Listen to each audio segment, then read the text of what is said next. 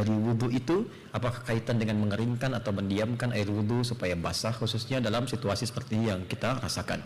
Kita mulai dengan hadis riwayat Al-Bukhari. Terdapat dalam Sahih Al-Bukhari nomor hadis 136, diriwayatkan oleh sahabat Abu Hurairah radhiyallahu taala anhu. Haddatsana qala Rasulullah sallallahu alaihi wasallam, inna ummati yud'auna yaumal qiyamati ghurral muhajjalin min atharil wudhu. Sungguh, kata Nabi sallallahu alaihi wasallam, umatku itu akan dipanggil di hari kiamat dengan cahaya yang memancar dari bagian tubuhnya. Kelihatan. Ada yang mengibaratkan ghurral muhajjalin itu seperti kuda putih di tengah lautan kuda-kuda hitam, seperti bersinar. Dari apa? Min atharil wudhu. Ya, min atharil wudhu.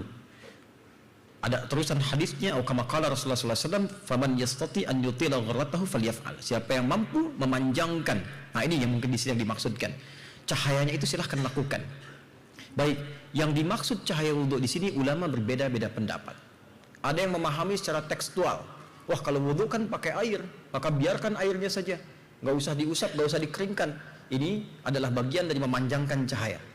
Ya, ada yang kedua memahami bahwa lebihkan sedikit supaya cahayanya makin memanjang. Jadi kalau basuh tangan sampai siku, lebihkan dikit. Ada yang memahami sampai situ. Tapi dari pemahaman itu, kami cenderung pada yang ketiga, karena ini sesuai dengan makna dasarnya. Apa yang dimaksudkan? Cahaya yang dimaksudkan dari hasil wudhu itu bukan melekat kepada benda air dan semacamnya, bukan. Yang dimaksudkan dampak wudhunya. Wudhu di Quran, di surah kelima Al-Maidah, di ayat yang ke-6 disebut fungsinya taharah. Ma ja'alallahu, ya, tidaklah Allah Subhanahu wa taala yaj'ala 'alaikum min haraj walakin liyutahhirakum. Allah tidak menghendaki kesulitan padamu saat berwudu, tapi tujuannya mentahharahkan engkau. Ada taharah, ada nadhafah, itu beda. Nadhafah membersihkan luar fisik. Ya. Taharah membersihkan luar dan dalam. Nah, rumusnya kata Nabi di hadis Muslim, ketika seseorang berwudu, maka bersamaan dengan jatuhnya air wudu itu, jatuh dia, maka jatuh pula kotoran-kotoran dan dosanya. Di kotoran fisiknya jatuh, dosanya hilang. Seperti tadi saya terangkan waktu siang. Maksudnya apa? Dia membasuh tangannya, dia minta ampun pada Allah dari dosa tangan yang melekat pada tangan itu. Mungkin sebelumnya dia menulis sesuatu yang tidak pantas dan seterusnya, dia bertobat. Karena itu setelah wudu dia baca doa tobat. Allahumma ja'alni minat tawwabina. Ya Allah, aku tobat. Karena itu saat tobat dia mengakui ada yang salah di tangan, dia menyesali itu, dia berjanji tidak mengulangi. Nah, wudu yang seperti itu bersih luarnya, jatuh airnya, jatuh kotorannya. Jadi tidak ada hubungan dengan dilap, dikeringkan atau tidak. Itu poinnya. Nah, bagaimana memanjangkannya? Maksudnya dampaknya setelah wudu jadi baik dia. Ketika kebaikannya memanjang, lisannya jadi baik, pandangannya jadi baik, dipertahankan sampai wafat, panjangkan itu.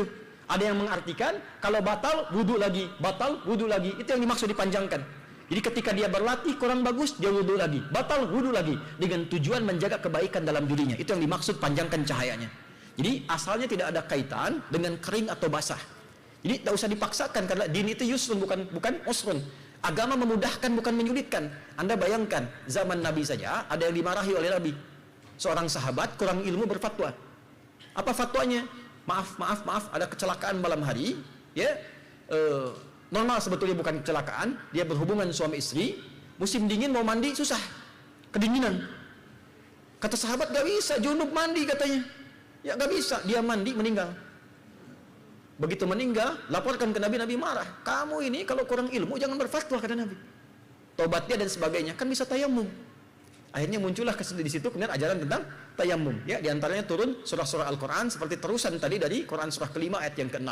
Jadi yang ingin saya maksudkan di sini, jangan sampai memaksakan sesuatu yang menjadikan mudarat dengan pemahaman yang mungkin baru sebagian didapatkan. Jadi kalau ibu sudah berwudu musim dingin dan kedinginan, lap aja sampai kering. Jelas ya? Panjangkan dengan aspek yang lain.